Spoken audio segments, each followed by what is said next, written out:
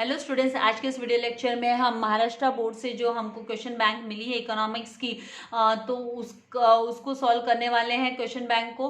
तो इसका explanation start करने से पहले मैं आपसे रिक्वेस्ट करूंगी कि अगर अभी तक आपने चैनल को सब्सक्राइब नहीं किया तो जल्दी से चैनल को सब्सक्राइब कर बेल आइकन बटन को प्रेस करना है ताकि आपको लेटेस्ट वीडियो के नोटिफिकेशन मिलते रहे।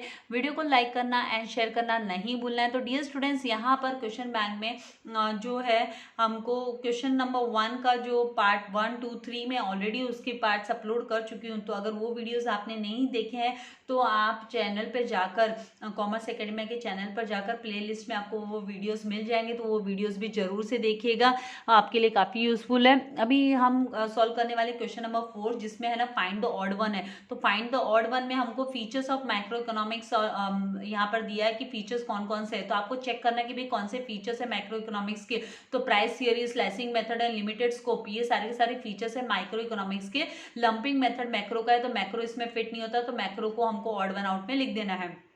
और आपको ये आंसर है हाईलाइट नहीं करना है, अंडरलाइन नहीं करना है जैसे मैंने हाईलाइट किया है, लेकिन ये तो मैंने आपको जल्दी जल्दी प्रोवाइड करने के लिए आंसर्स हाईलाइट कर दिए, लेकिन आपको हाईलाइट नहीं करना है। इसको सेपरेटली आपको आंसर 1 लंपिंग मेथड कर लिखना है। देन सेकंड यहाँ पर है कि scope of macro economics. Macro economics के स्कोप के अंडर में क्या क्या आता है वो आपको अच्छे से पता होना चाहिए। तो आप आसानी से है ना आप है ना आंसर दे सकते हो। तो यहाँ पर थियोरी ऑफ प्रोडक्ट प्राइसिंग, ये तो माइक्रो के अंडर में आता है, तो ये ऑड वन होगा। आगे भी चेक कर लेते हैं, theory of income employment, theory of general price level and inflation, then macro theory of distribution. तो ये सारे के सारे है ना स्कोप के अंडर में आते हैं मैक्रो इकोनॉमिक्स के, लेकिन थियरी ऑफ प्रोडक्ट प्राइसिंग नहीं आता है, तो इसको ऑड वन में लिखना है। Then exception to the law of diminishing marginal utility, तो उसमें माइजर होता है, हॉबीज होता है, एडिक्शंस होता है, मनी वगैरह होता है, लेकिन ये स्पेकुलेशन नहीं आता है इसके अंडर में, तो स्पेकुलेशन को आपको ऑड वन में लिखना है। एक बात आपको बोलूंगी कि टेक्स्ट बुक रीडिंग जरूर करनी है, क्योंकि टेक्स्ट बुक रीडिंग करने से आपको काफी बेनिफिट होने वाला है। देन नेक्स्ट क्वेश्चन यहाँ पर टाइप्स ऑफ यूटिलिटी। तो टाइप्स ऑफ यूटिलिटी में time utility, position utility, service utility, knowledge utility वगैरह वगैरह होता है। तो यहाँ पर टोटल यूटिलिटी, ये तो कॉन्सेप्ट है, तो आपको टोटल यूटिलिटी को ऑड वन में लिख लेना है। देन नेक्स्ट यहाँ पर दिया है फिफ्थ क्वेश्चन की assumptions to the law of demand. तो अजम्पशंस के अंडर में यहाँ पर लॉ ऑफ डिमांड के अजम्पशंस में आता है कॉन्स्टेंट लेवल ऑफ इनकम हो गया, then no changes in taxation policy, no change in the size of population. लेकिन ये जो कार्डिनल मेजरमेंट है ये law of diminishing marginal utility का अजम्पशन है, तो ये यहाँ पर फिट नहीं होता है, तो इसको हमें ना ऑड वन आउट में लिख देना है, ये ऑड वन हुआ। देन नेक्स्ट यहाँ पर 6 टाइप्स ऑफ डिमांड। तो टाइप्स ऑफ डिमांड में इंडिविजुअल डिमांड नहीं आएगा। इंडिविजुअल डिमांड जो है वो इसके टाइप के अंडर में नहीं आता है, टाइप में आता है demand, direct demand, competitive demand, complementary demand, composite demand वगैरह। Individual demand and market demand जो है वो तो शेड्यूल्स है, तो इसको हमको इंडिविजुअल डिमांड को ऑड वन आउट में लिख देना है। देन नेक्स्ट यहाँ पर है types of elasticity of demand. तो types of elasticity of demand में इनकम इलास्टिसिटी आएगा, क्रॉस इलास्टिसिटी आएगा, प्राइस इलास्टिसिटी आएगा, लेकिन यूनिटरी इलास्टिसिटी जो है वो प्राइस इलास्टिसिटी का पार्ट है, तो आपको है ना यूनिटरी इलास्टिसिटी को ऑड वन आउट में लिखना है।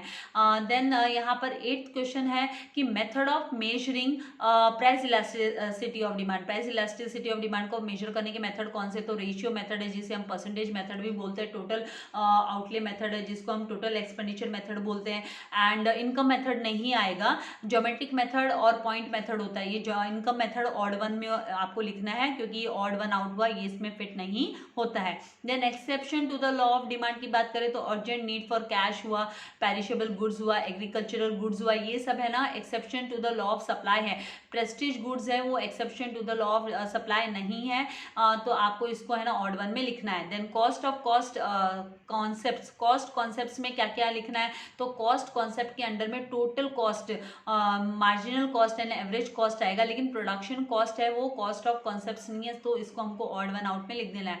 Then market on the basic of place, on the basis of place. तो on the basis of place market जो है वो लोकल मार्केट हुआ, नेशनल मार्केट हुआ, इंटरनेशनल मार्केट हुआ, लॉन्ग पीरियड मार्केट ये तो on the basis of time होता है, तो on the basis of time है, इसीलिए इसको हमको ऑड वन आउट में लिखना है। बाकी ये तीनों एक ही on the basis of place पे रिलेट कर रहे हैं, तो ये market on the basis of place से रिलेट कर रहा है, इसलिए ये जो है अलग से दिया है, टाइम से रिलेट कर रहा है, इसलिए इसको ऑड वन आउट में हमको लिखना है।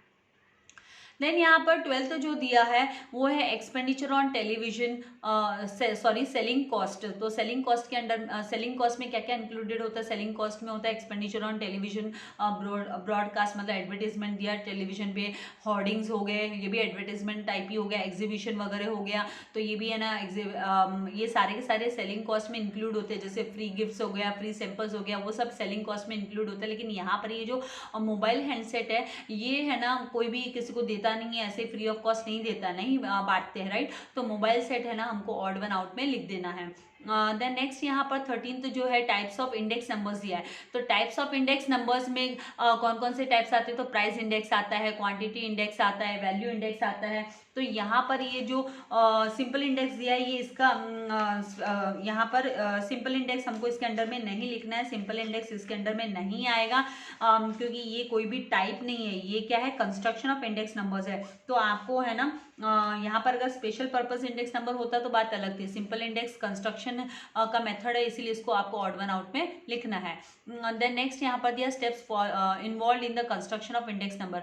इंडेक्स नंबर के कंस्ट्रक्शन में कौन से स्टेप्स इन्वॉल्व होते हैं? तो सिलेक्शन ऑफ कमोडिटीज हुआ, सिलेक्शन ऑफ बेस ईयर हुआ, सिलेक्शन ऑफ कॉस्ट इसके अंडर में नहीं आएगा, सिलेक्शन ऑफ आइटम्स होता है, सिलेक्शन ऑफ प्राइस कोटेशन होता है। तो आपको क्या करना है? ये जो सिलेक्शन ऑफ कॉस्ट दिया है इस सिलेक्शन ऑफ कॉस्ट को आपको ऑड वन आउट में लिख देना है, ये आपका ऑड वन आउट हो गया।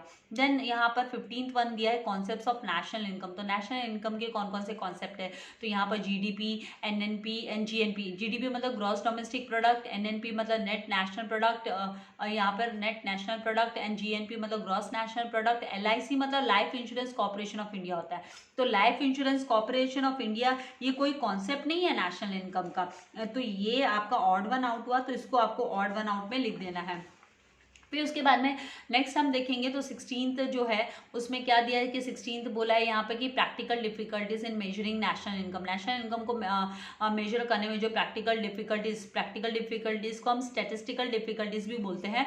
तो वो कौन कौन से डिफिकल्टीज है? तो प्रॉब्लम ऑफ डबल काउंटिंग हुआ, अनरिलायबल डेटा हुआ, डेप्रिसिएशन हुआ। तो यहाँ पर ये जो इलीगल इनकम है वो थियोरेटिकल डिफिकल्टीज के अंडर में आता है, वो प्रैक्टिकल डिफिकल्टीज के अंडर में नहीं आता है। तो इसको हमको है ना ऑड वन आउट में लिख देना है। Illegal income odd one out में आएगा। देन नॉन टैक्स रेवेन्यू की बात हम करें तो स्पेशल असेसमेंट नॉन टैक्स के अंडर में आता है, स्पेशल लेवी नॉन टैक्स के अंडर में आता है, फीस नॉन टैक्स के अंडर में आता है। लेकिन ये जो जीएसटी वो टैक्स रेवेन्यू है, गवर्नमेंट के लिए वो टैक्स रेवेन्यू है। तो जीएसटी मतलब गुड्स एंड सर्विस टैक्स, तो आपको गुड्स एंड सर्विस टैक्स को मतलब जीएसटी को आपको ऑड वन आउट में लिख देना है। देन यहाँ पर 18th क्वेश्चन दिया है कि भाई ऑप्शनल फंक्शंस ऑफ गवर्नमेंट। तो गवर्नमेंट के दो टाइप के फंक्शंस होते हैं, ऑप्शनल एंड ऑब्लिगेटरी फंक्शन।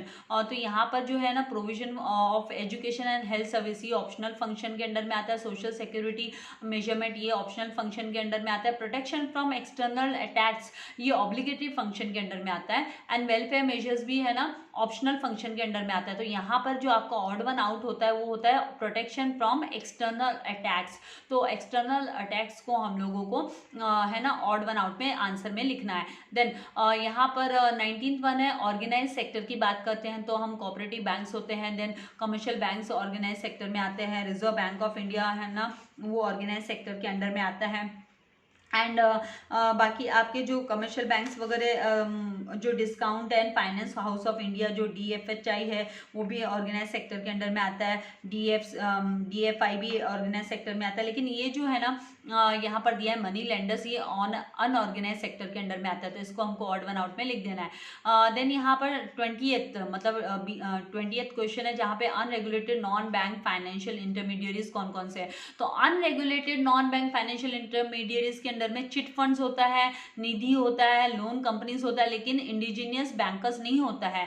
ये अनऑर्गेनाइज सेक्टर है, अनऑर्गेनाइज ये सारे के सारे अनऑर्गेनाइज सेक्टर्स के अंडर में है, लेकिन है ना इनमें से जो अनरेगुलेटेड नॉन बैंक है वो है chit funds, Nidhi and loan companies. तो हमको है ना इंडिजीनियस बैंकर्स को ऑड वन आउट में लिख देना है। देन नेक्स्ट है टाइप्स ऑफ फॉरेन ट्रेड। तो फॉरेन ट्रेड के टाइप्स कौन कौन से हैं? तो फॉरेन ट्रेड में आता है इंपोर्ट ट्रेड हुआ, एक्सपोर्ट ट्रेड हुआ, एंटरपोर्ट ट्रेड हुआ। तो ये फॉरेन ट्रेड के टाइप्स हुए। नेशनल ट्रेड है ना, इसका टाइप नहीं है, तो यहाँ पर national trade is the odd one out, तो हमको आंसर में नेशनल ट्रेड लिखना है। देन 20 यहाँ पर जो 22nd वन दिया है, ये 22nd वन है, यहाँ पर 12 दिख रहा है लेकिन ये 22nd वन क्वेश्चन है कि डेवलपमेंट ऑफ न्यू पोर्ट। तो न्यू पोर्ट का डेवलपमेंट कहाँ, कौन कौन से न्यू पोर्ट डेवलप हुए, तो कांडला है, देन कोचीन है, देन नावा सेवा, ये न्यू पोर्ट है। लेकिन जो मुंबई है वो ओल्ड, पहले से ही पुराना पोर्ट है, मुंबई हुआ, कोलकाता हुआ, चेन्नई हुआ, तो यहाँ पर है ना जो मुंबई है वो ऑड वन आउट में हमको लिखना है। तो इसके साथ ये जो क्वेश्चन नंबर हमारा 4 था ये कंप्लीट हो गया। तो नेक्स्ट वीडियो में मैं आप लोगों के लिए क्वेश्चन नंबर 5 का सोल्यूशन लेकर आऊँगी, तो तब तक के लिए आपको ये वीडियो ध्यान से देखना है एंड वीडियो को ज़्यादा से ज़्यादा लोगों के साथ शेयर करना है ताकि सबको हेल्प हो सके, अपने तक सीमित रखना नहीं है। जैसे मैंने आपसे कहा बेल आइकन बटन को प्रेस कर सब्सक्राइब कर लेना है ताकि आपको है ना लेटेस्ट वीडियो के अपडेट्स मिलते रहे, आप कोई भी है ना वीडियो मिस ना करो। लाइक एंड शेयर करना है। Thank you very much. God bless you all dear students.